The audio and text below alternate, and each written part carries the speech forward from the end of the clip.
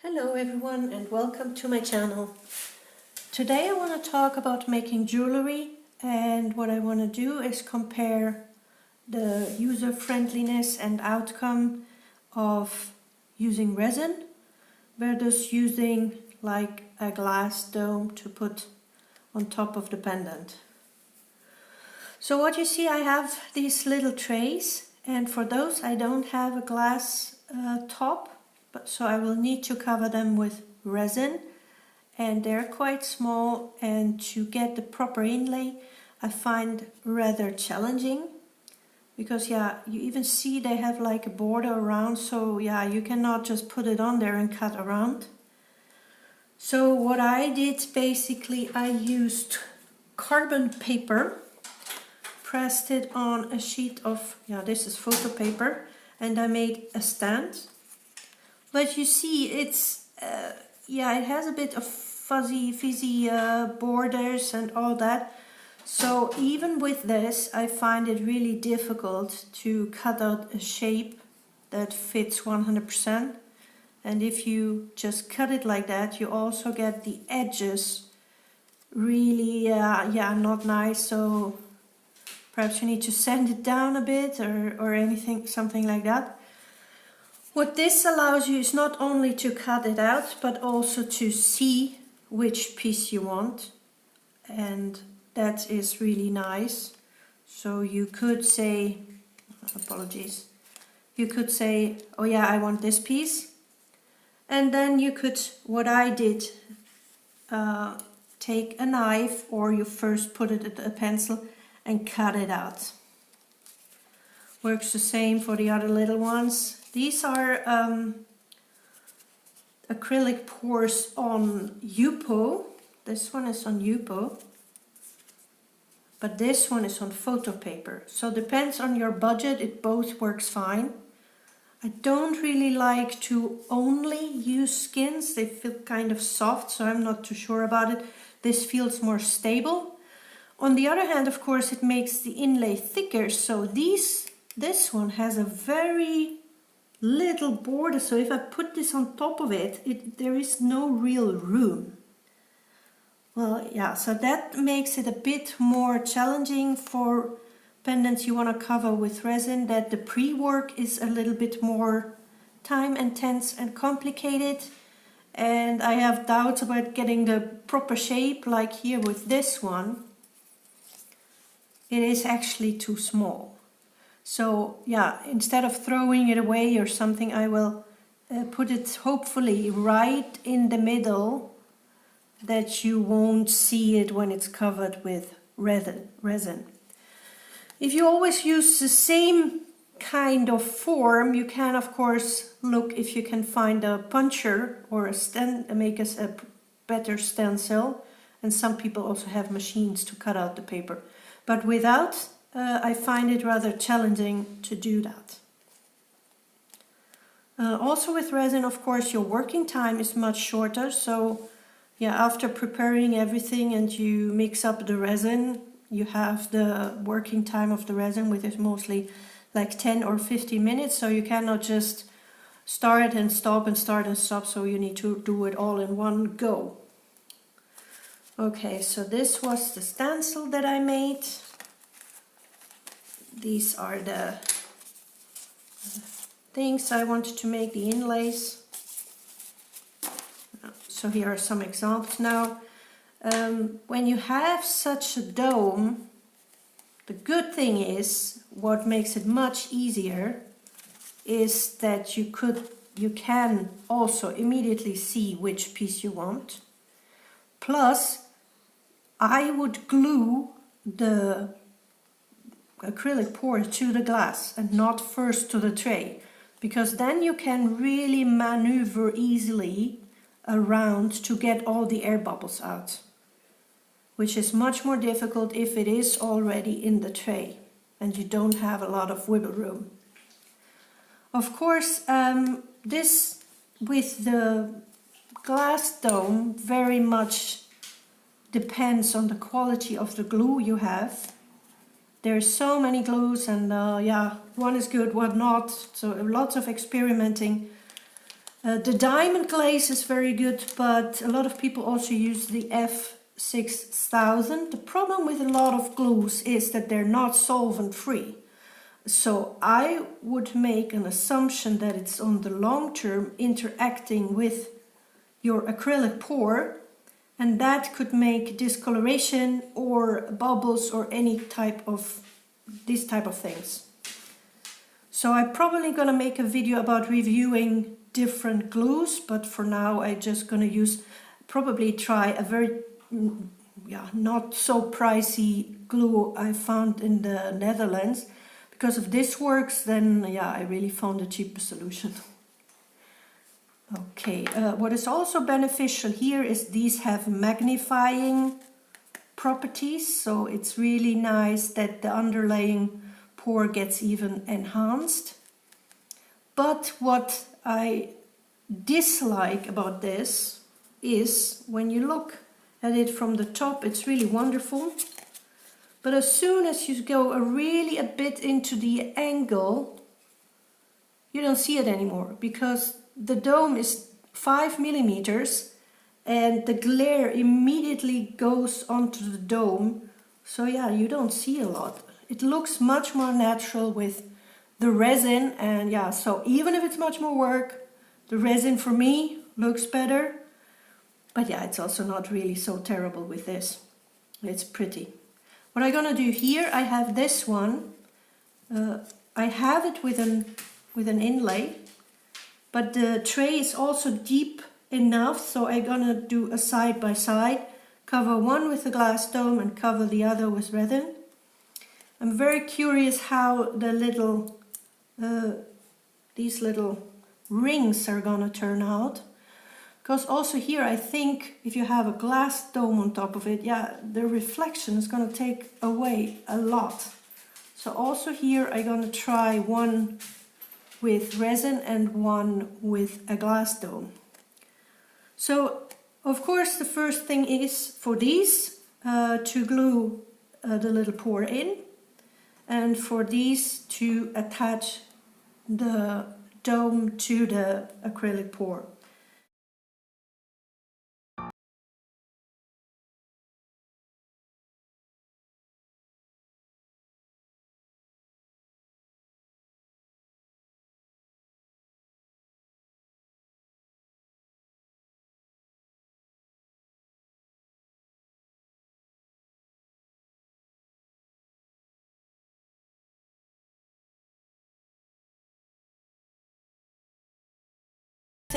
And these are the ones for resin. This one is glued with this Acrylic glue, and this one also. And when I wibbled this around, I already saw that this is interacting with the paint.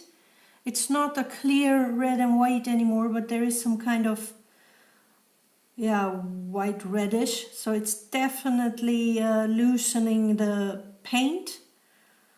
But on the other hand, this one, and you can probably see it, I didn't move it so much, and it doesn't look like it really gets a discoloration. So it probably depends on how much you wibble it, but mostly you have to wibble it, so that's not really a good option.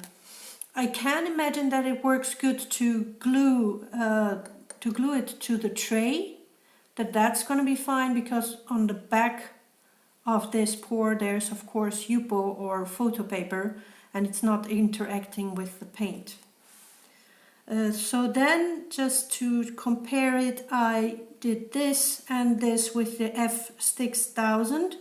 And I don't see this really interacting with the paint right now, but this has for sure chemicals and solvents, so who knows how it's going to be on the long run.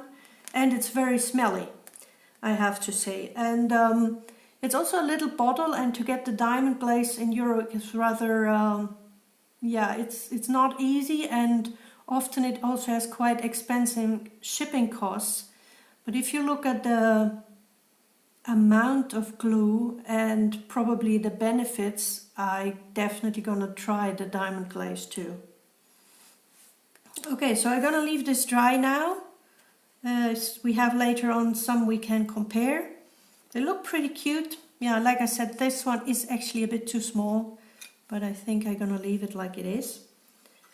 And then do the next step when it's dry. Hi guys, I'm back again. It's not dry yet, but the mailman was nice enough and to just drop off the diamond glaze. It's a water-based dimensional adhesive, what also means, what could be very interesting for us in jewelry making, that it is also doing a build-up, which you could also basically use resin-like without a glass dome. So here I will glue this on with the diamond glaze, and this one I will not cover with resin later on, but I will cover with the diamond glaze so that we can see if this actually could be used and make a nice finish instead of resin. And when I see the amount of glue here in comparison to all the other, yeah, I'm pretty sure this is even cheaper than combining the amount of glue from these others. So that's good. Unfortunately in Europe, or at least in the Netherlands, it's not easy to get, and yeah, you need to pay shipping costs like a package. But okay, perhaps it's worth it. Gonna do this now and come back when everything is dry.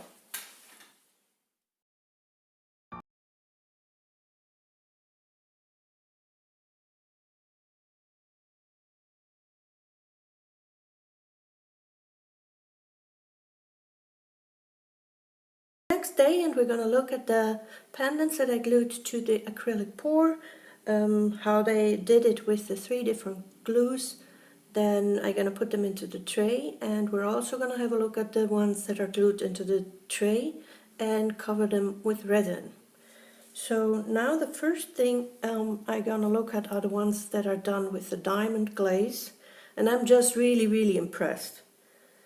You can see here, these are the ones I did with the diamond glaze, and I glued them on like you saw, and it's completely transparent. It's very glass-like. You can still see the magnifying effect very nicely.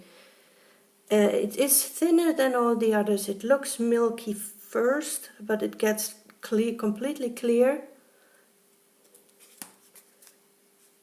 and also pretty quick actually. So it works very well to glue the pour on it, on the glass. But also, I mean, look at this little adorable thing. This is also with the diamond glaze, but it's also glued on with the diamond glaze, and it's absolutely perfect. Okay, so I'm now going to show you what I do with the pour when it's like that. Look, it's totally stuck to it, no problem, because I could pick it up, was able to pick it up and all that. It was no problem to also really push air bubbles out. Now I have a corner here with a bit of glue, but it doesn't matter at all because I just put my scissors very close and cut it out. There is zero problem doing that, so you won't have any funny things around, or not the right size, all that. So this is what makes it for me a real big plus point to work with glass. See, it's all done. Look, here you go. It's very cute. So that's all already, and then you can put it in. The other thing I showed you yesterday is that I covered a little one completely with diamond glaze, and it does look, yeah, completely transparent and all that. I probably got a fingerprint on this one because I tested it too quickly, but it is fine. You could do that probably for really small things, but for bigger things I wouldn't do it because it doesn't have a dome. It is shiny, but it's not having a build-up, so it really looks like a plastic inlay. but it's for earrings or something, it's fine. This one is the one with the f.6000. It's glued on with the f.6000, but also under the glass. It's under the glass it is f.6000, and it's completely glued on. There is no air bubbles, so that's okay. I'm not sure that it's completely transparent, to be honest. I have a spot here where it looks milky, but of course it could also be the pour. I'm not sure. But I would not use it because it's not cost effective if you compare it with a big bottle of diamond glaze. It's very smelly, and I still believe that all the solvents will interact with the pour. So I'm going to put this away too. Now we come to the ones I did with the cheap glue that I got, which I really believe was more made for gluing on some little glitter stones or something. I don't know if you can see it, but it's completely discolored, so it's absolutely unusable. Also, when I look from the side, it's really full with air bubbles. For the little one, it's not that visible, but okay. And I glued this one in, and also here you see it's lots of tiny air bubbles in the skin, basically. Okay, so this I'm not going to use. And here for the little ring, it's the same thing. I'm going to cut it out.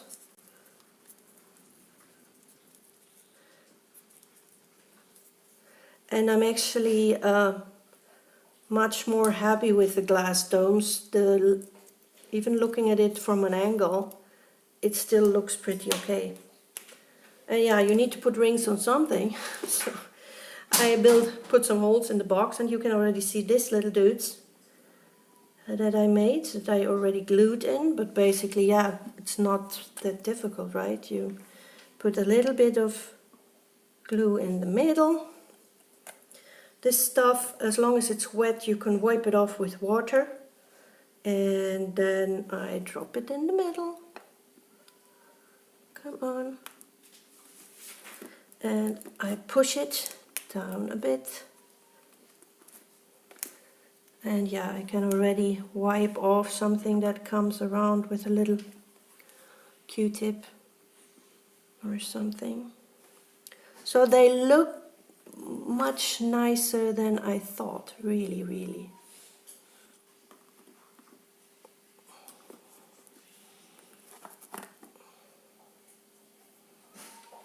I mean, look at it. It's pretty cute, even from the side. Okay, so that's about the rings. Yeah, and now these are often, all of these are also glued down with the f.ex. So I have to say it didn't do anything from under the pour, because I really think it's, yeah, from under it's quite safe, because there's yupo or photo paper. But okay. So now I'm gonna put resin on these. It's gonna take me a moment, so I'm gonna mix it, and perhaps I'm gonna show you one or two how I make it, and then they have to all dry again. Okay, so the resin is done.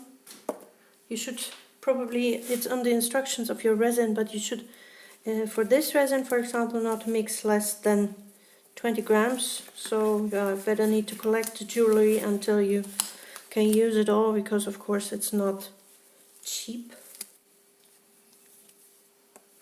Let's take a big one just that we can see it hopefully pretty good. We're gonna put a little bit of resin in the middle.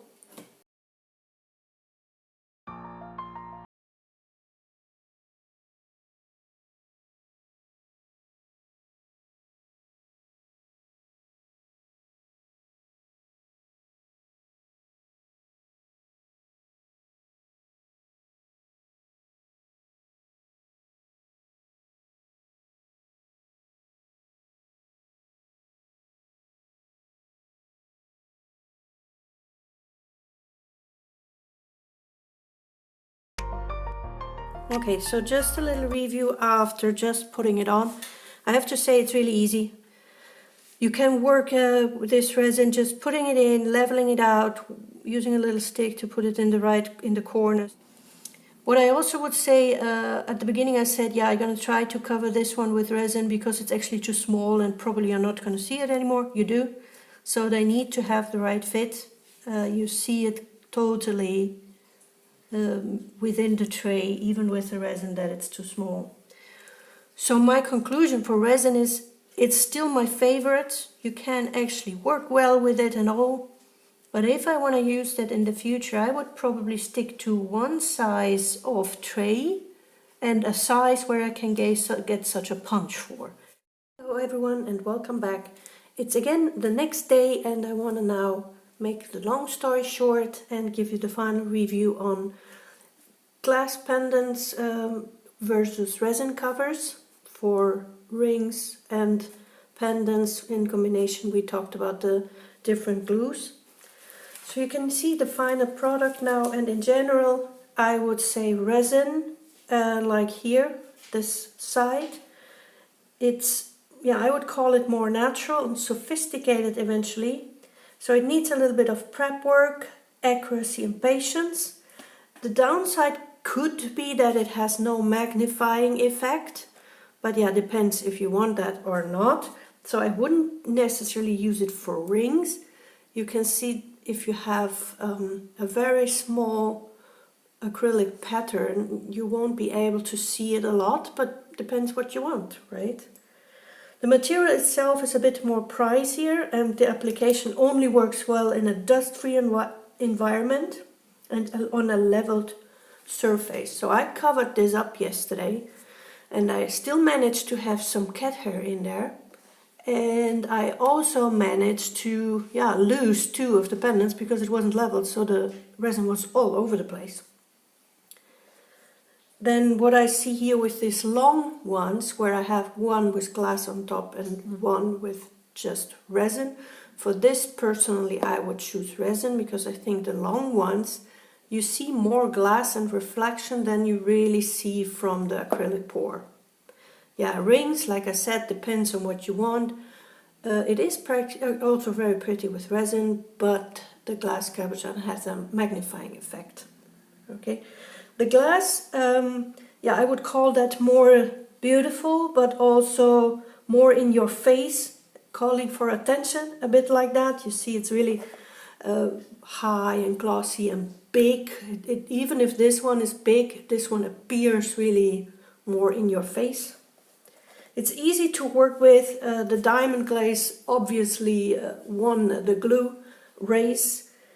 I only would not, like I said, put it in the very narrow tray, but for the rest I would probably stick to glass, or if using resin, I would use this only if I have a puncher. So I hope you enjoyed that review and that it helps you to make your own decision. Both absolutely beautiful, probably also just a question of taste and what you're used to and how talented you are with resin or forms or this type of things. Thanks for watching, give it a thumbs up, leave a nice comment and hope to see you back.